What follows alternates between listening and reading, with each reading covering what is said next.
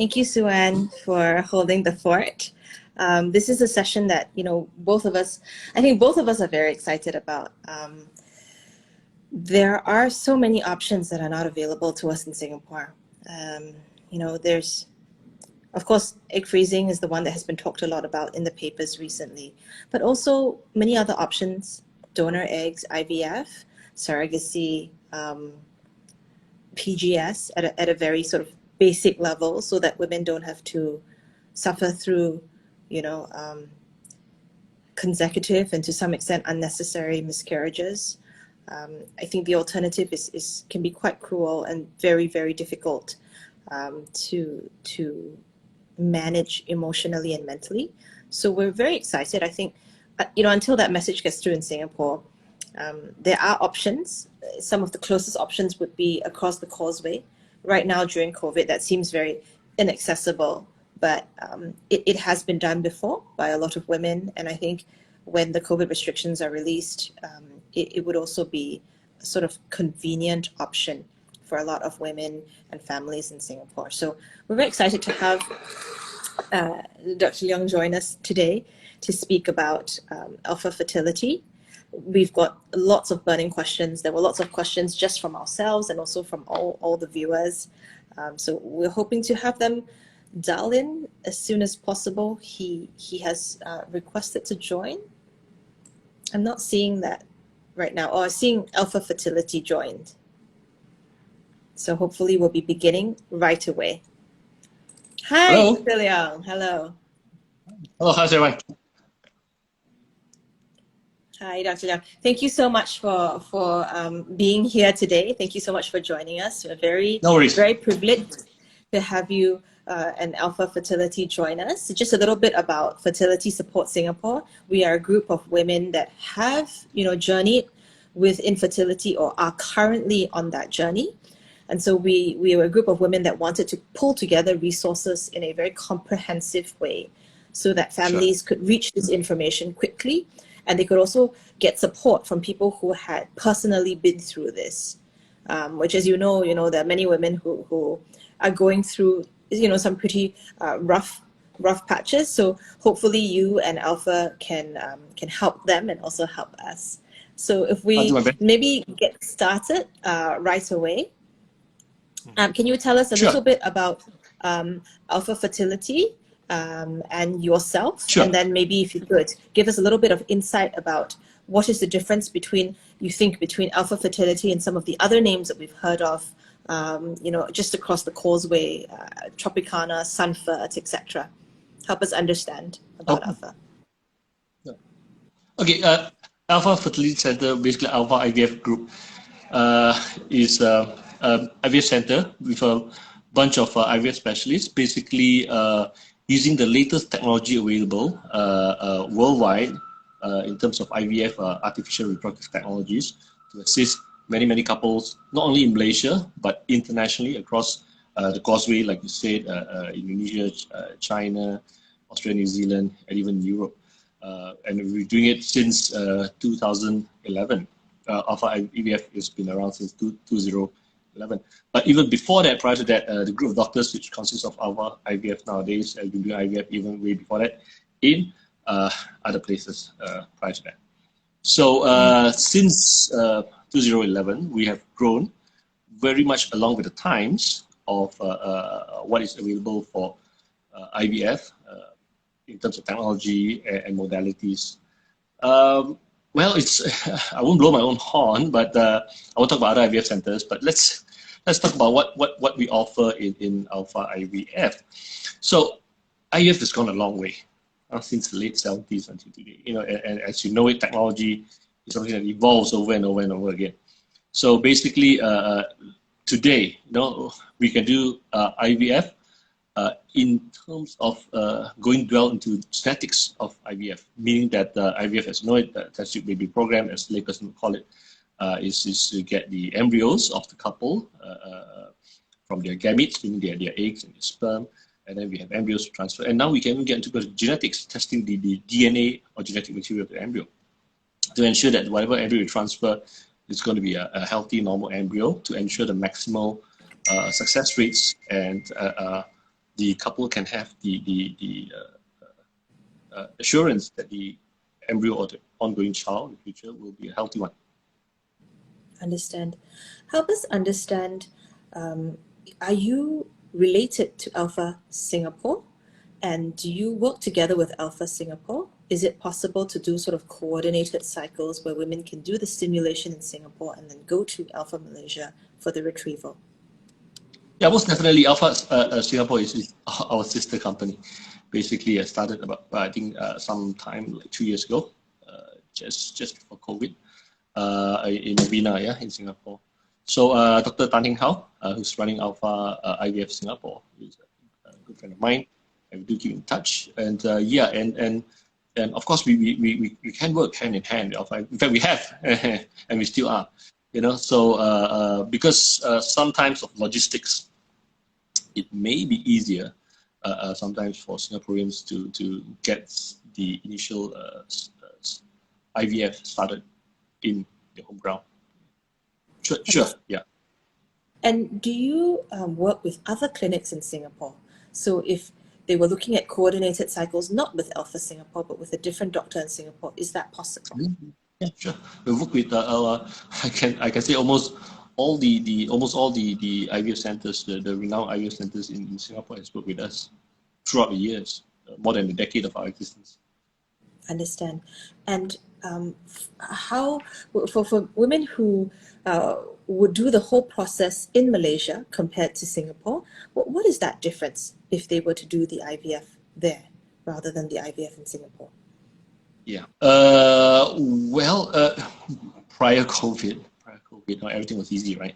Yeah. You know, Singaporeans come to Malaysia, it's not an issue. So of course, I won't say logistics in terms of doing it in Singapore and doing Malaysia. I won't say that because without COVID, you know, the logistics is not a problem, you know, for Singaporeans coming to KL. But the logistics is kind of an issue in terms of the products of the IVF. Meaning, for example, you do IVF, you know, you get the gametes. Again, what I said just now, the sperms and eggs.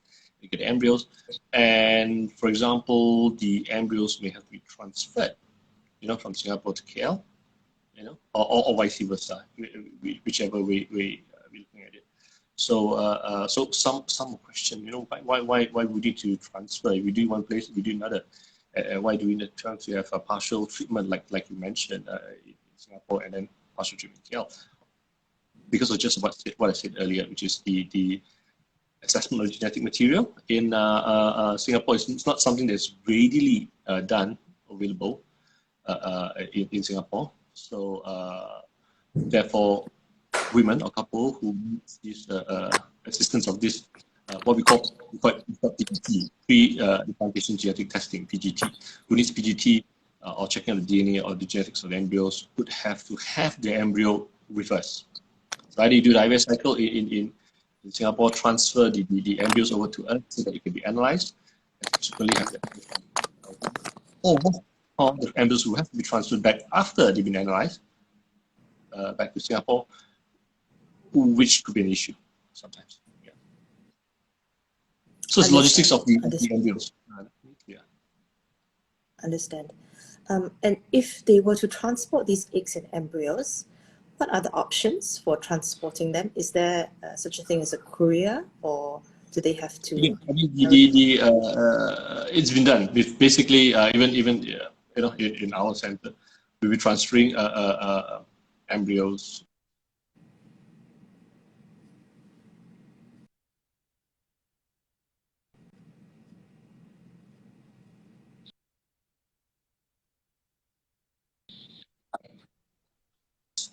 That's the team, you know, whereby the embryologists of both centers have to liaison together, and then specific couriers, you know, whereby you have liquid nitrogen storage to transport embryos.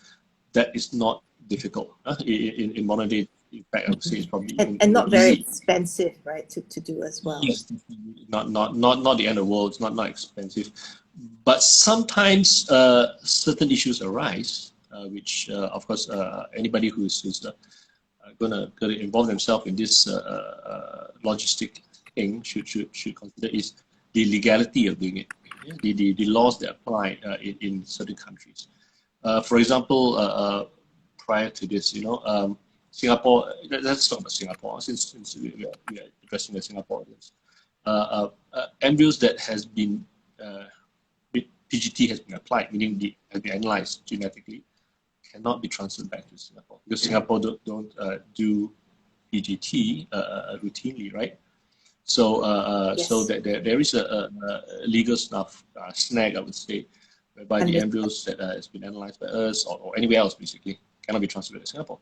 But of course, now in COVID, people feel the need to proceed with PGT because let's be frank, it's a very good technology which helps assist in IVF. It ensures maximal IVF success because transferring a normal embryo where implantation is maximum. Yes. And then, Especially with women who have had miscarriage. Exactly, or the recurrent OAs, failures. or women who had an abnormal child being born before, right?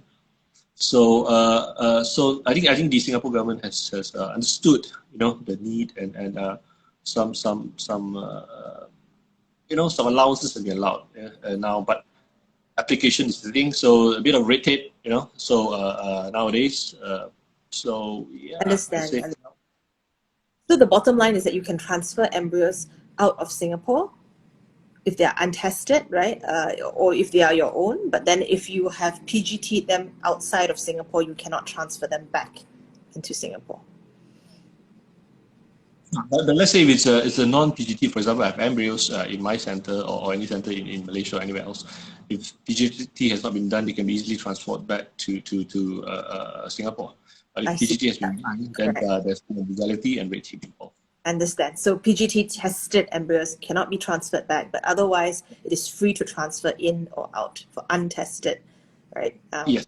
Yeah, and tested embryos that were tested in Singapore, if that was ever the case. Yeah. Can you tell us, in your estimation, what percentage of your clients are from Singapore? Do you think that this is, would you say that, prior to COVID, what kind of composition would that have been for the clinic?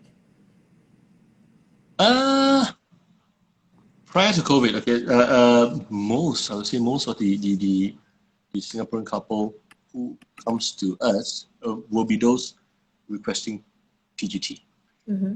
Meaning they could have failed multiple IVF cycles back in their homeland, back in Singapore.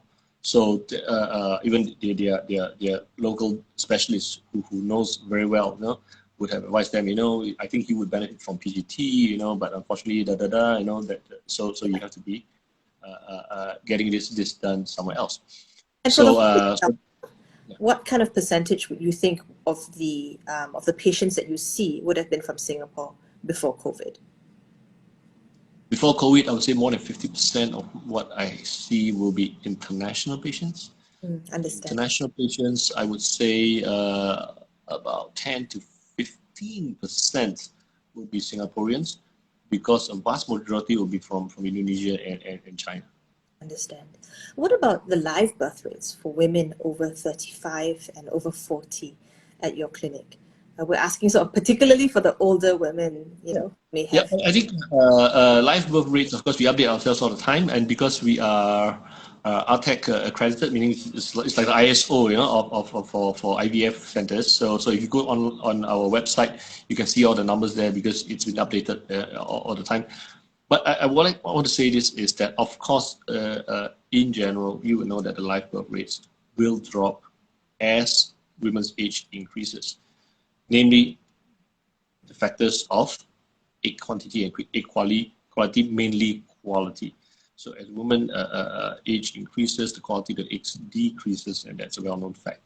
Therefore, increased chance of non-implantation of abnormal embryos. Therefore, there's non-implantation of miscarriages, and so on and so forth, affecting the live birth rate. So the funny thing is, back to the story of what I just mentioned, the PGT, which we've been offering, from day one. If I were to transfer normal embryos, what we call as euploid means they're normal DNA-wise. It doesn't matter if the woman is in the mid-20s, in the mid-30s, or even mid-40s. Would you believe it that the live birth rates are the same? Because we are basically transferring normal embryos. Therefore, we have maximum live birth rates that we're talking about as high as 50% and above. So even if you're 40, nowadays, so because we are transferring normal embryos. But if PGT is not done, of course, it's fair game. So for example, the normal steps of a woman at 44, 45 years old to get a normal embryo, or what you call a Oocyte embryo, is less than 10%. Yeah, understand. So it could be, that 10% rate that you're trying if you're older, versus the 50% after PGT. Understand. Yeah, but if you're gonna do PGT, you can still get a implantation rate or success rate in IVF as high as 80 plus %, and therefore subsequently getting a high live birth rate, because if you're age, although you can transfer a normal embryo with maximal implantation rates, but of course you're subjected to other problems in the pregnancy because of aging. For example, high blood pressure, diabetes, and that may cause problems in pregnancy. Therefore, the live birth rate may be affected because of that, not because of the IVF, but because of other things along the way in the 9 months of pregnancy, because of age factor and so forth. Yes, understand. Now, I wanted to also address this question of women who are thinking about freezing their eggs. Who would you recommend to freeze their eggs, and what is the best age to freeze their eggs? That's a fantastic question. Not many women know about egg freezing, and this is something that you're doing a good job. You're enlightening a lot of women. Not like some other countries where the level of medical education or medical knowledge is higher, whereby they know how to empower themselves to have this option of egg freezing. Now, before I answer that question directly, I just go through a very basic 101 of eggs, oocyte for women. Okay. So basically, all women were born with a certain number of eggs at birth, and these eggs are in a dormant mode. And once they reach puberty, 10, 11, 12, they're activated, right? So every month, a bunch of eggs since puberty go on standby per menstrual cycle or per month in a human being. And of these standby eggs, what we call antral follicles, one will mature and be released, or we call ovulation. And if it meets the sperm, it gets fertilized, you get a pregnancy. You have a chance of getting a pregnancy. If that doesn't happen, of course, the egg that has been ovulated will not survive, will degrade. And the bunch of eggs on standby and the month will all degrade, and the period will come. And next month or the next menstrual cycle, the whole thing starts over again. So whether, as a woman, whether you like it or not, since your teenage years, you've been losing batches and batches and batches of eggs, even if you're not ready for pregnancy, you're not married or what have you. So, and these eggs do run out. Unlike which is really unfair, right? Unlike the human testicles, which are cells that produce the sperms, so you can liken the testicles like being a factory, the women's ovaries, I can liken it more to like a storeroom, which store the eggs, and then the storage can run out. So over the years, as the eggs been released, in terms of numbers, you get less and less and less and less and less. And subsequently, if your eggs do run out, you go to menopause, which is inevitable for women. So some earlier than others, because you're born with less eggs. And as you understand, over the years, not only the quantity of eggs get less and less and less until subsequently menopause, but the quality also dwindles because, for example, I'll give you a clear example. If you're 45, if you're going to get pregnant, the baby is going to be made from a 45-year-old egg. It's been around in your body since day zero, right? So if you got pregnant at 35, the baby will be made by a 35-year-old egg. If you got pregnant at 25, your baby will be made by a 25-year-old egg. So the longer the egg stays in the system before it's ovulated to make that baby, the DNA may change. Everything has an expiry date, right? So it's not so good in terms of quality, the later age you have. So if you were to store your eggs, we come back to, in a big circle, we come back to egg freezing now. At an earlier stage, A, you have a higher quantity of eggs to store, which is good for you. And B, you store it at a better, at a stage where they're of better quality. So in your later years, when you choose to have a child, if you tap into these frozen eggs of yours when you were younger, of course your rates of having a success is a lot higher. Not only because of quantity, but mainly because of quality. You have good quality embryos, less prone with abnormal embryos, and so on and so forth. Allows you to Even preserve that fertility. and even if you menopause, even if you give me eggs at 35 or 38 years old and I got good quality egg stored, even if you're menopause at 55, you can still defrost eggs, we thaw them out, and then you can still get embryos from those eggs through IVF, and you still can have a pregnancy even if you're menopause. Understand. And you can't do IVF when you're menopause. Understand. I understand that the technology around vitrification, which is the thawing and freezing of eggs, has improved a lot over time. Yeah. What is the kind of yield that you would expect to get if you were to freeze the eggs and then you were to thaw it, much later on? Okay, of course, the again, like I said, technology has gone a long way. If you ask me this more than a decade ago, when I was dealing with IVF, freezing and thawing of eggs, embryos, we always worry. At the end of the day, you do the hard work, you freeze the eggs or embryos even, and we thaw them out at a later date to use. They may degrade, we may lose them because of the stress of freeze thaw. But in modern day, as you mentioned, things are a lot better. For example, we use a freezing technology for eggs and embryos called cryotype from Japan, invented by a very smart Japanese embryologist, Masashige Kuwayama, who's my friend. So we've been using his technology or cryotype to freeze embryos and eggs since 2013.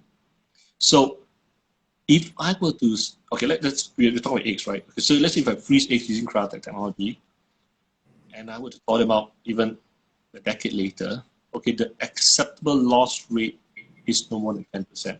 I wouldn't say 100% survival for eggs. Most of the times it is 100% survival. Right. But you can have an allowance of a loss rate of no more than 10. You give me 10 eggs, 10 years later I freeze, I defrost, I thaw them out. I may give you back 10, or I may lose one. But if we are talking about embryos, blastocysts, we freeze our blastocysts or day 5 embryos, if you may, the loss rate is 0. So it's 100% survival rate for embryos blastocysts. Wow. Yeah. 10% loss rate for eggs, that's pretty good. That's very good. Compared to back in the day. Yeah. I'm a living example. I have a daughter from a 6-year-old frozen for 6 years embryo, transferred on year 7. Yeah, congratulations. Good for you. So you can. But it works. Yeah. It works. Understand. And when they have frozen these eggs, can these frozen eggs be transported back to Singapore? Eggs, yes. not embryos. Yeah. Yeah, you can. So one of the things, most definitely, it's no different from transporting frozen embryos, right? So, but something that as patients or people that's going to embark on this have to consider is the thawing. We can do a good job for you, freezing the eggs, embryos, what have you. But it goes to another center. You have to ensure that the center is available to thaw them out properly. I'm not putting anyone down, but that's an important thing you have to look about. You look at it holistically, right? So I would say the center in question may not be doing it our way. So there may be some higher loss rate in terms of loss of the egg, embryo, or not, even or deterioration of quality, depending on their thawing methods. Understand. So what is the ideal age that you to consider getting your eggs frozen? And does it affect your ability to get pregnant naturally if you freeze your eggs, take out these eggs? Yeah, fair question. Of course, theoretically, as mentioned, what I mentioned earlier, how the human body works, of course, you think that the earlier the better, right? But of course, you put it in the real world circumstances, and no women in their teenage years will think about having the eggs frozen because you know they probably won't want to think about marriage at the time. So unless we are talking about young girls who have cancer and needs chemotherapy treatment, leukemias, what have you, and the sort, or God forbid, even ovarian cancers. So that may cause rapid egg loss, even if in your late teens or early 20s. So yeah, so those women definitely, before they have treatment for your malignant problems, to have egg stored, fantastic idea.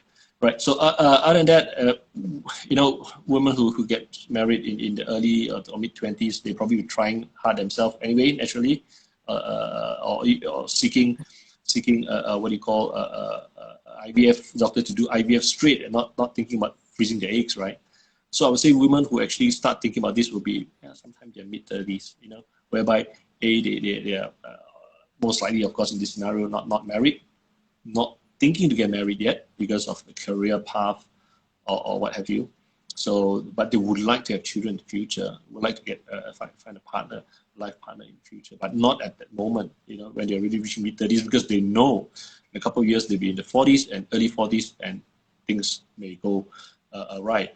So I would say vast majority of women who think about having their eggs frozen will be in the mid to almost late 30s age group. But of course, if you'd ask me point blank, I would say if you're in the early 30s or late 20s, that would be fantastic, right? I get it, probably the best eggs. But I wouldn't be too far off in the mid 30s, But probably women themselves would think about freezing in the mid 30s to late 30s. Understood. And for those who've asked this question about whether it affects your ability to get pregnant naturally, I think what they mean is if you take out some eggs, the remaining eggs, is that will that impact your fertility? Yeah, I forgot the part of the question, sorry. Okay, so remember the early part where I said that every month you have a batch of eggs called antral follicles on standby, and your body will allow one to mature because of how our body works, one child at a time, by freak, but that month you have two eggs coming out, you gotta have twins, non-identical twins. It's possible, but it's very rare. In the human DNA, normally one eggs ripen every month, every cycle, but there'll be a bunch of eggs on standby, the antral follicles. As you age, this antral follicle pool per cycle will get less and less and less and less and less, until menopause 0. But you have a pool of eggs on standby per cycle and one mature. In egg freezing, we will stimulate the eggs to grow before we harvest them. No different from IVF. No different from IVF. Basically, it's like injection of hormones, follicle stimulating hormones from the first day of periods for no more than 14 days. And what we do is during that ovulation induction, what we call it, is we will try to stimulate that batch of antral follicles, that batch of eggs in that cycle to all mature at the same time, instead of just one. So we get more eggs instead of just one in that cycle. Knowing that those eggs in that cycle, the antral follicle cycle, if you don't take them out anyway, when the period comes, they will all degrade and perish. So what I'm doing is I'm stimulating and taking the potential eggs in that particular cycle. I can't take the potential eggs in the next cycle, in your cycle next year or 2 years down. I'm just taking the eggs out on that cycle, which will disappear when you're. Which will anyway, yes. Exactly. So I'm not looking to go to menopause early. Period, yes. Yeah. So yeah, so the short answer to that is no, not at all. I won't affect their fertility in the future in terms of quantity of eggs or what have you. Yeah. Understand. One of the questions that has come from the question box is for IVF plus the 2-week wait, if they were to do this entire process in Malaysia. So 2 parts of the question. Firstly, do they need to stay there for a few months? Can they make multiple trips? And the second one is, if we choose to do it during this time, there's still COVID restrictions. Is there any medical allowance to allow them to travel to Malaysia and to Alpha? Sure, fair question. I think things have gotten a lot better now, today. So the rules and laws and customs and immigrations change all the time, but as now, it is a good time. prior to this, of course, we're talking about complete lockdown, even in Singapore. So now, of course, Singaporeans can come to Malaysia. Okay, prior to this, we need a medical visa. Of course, our center, we realize through calls, email, what have you. We work together. We get a medical visa, and they have to be quarantined in a hospital, as deemed in the legal system of a hospital for 14 days, whereby there'll be PCR COVID test before disembarking. Upon getting out of what you call quarantine, then coming to see us after 14 days in hospital quarantine. And now it's a lot easier. You can come in even on a tourist visa, which we will help you also. So it's all smoothed out. You get in touch with us, our team. And so you don't even need a hospital. You can have a hotel quarantine, which is a lot more comfortable. Probably spend a lot less money. But still the 14 days quarantine in a hotel, in a more hospitable place, which we will arrange for you, and the transport in between, out from quarantine and to the center. So, we always go 10 steps in advance, right? So the coming to KL is not a problem. With the tourist visa, the quarantine 14 days is in the hotel. It's a lot better, which we will arrange, and the logistics of all that will be arranged. And we will even prime the patient before they come to KL. Meaning, for example, if they're doing IVF for the first time, so we start the injections on the first day of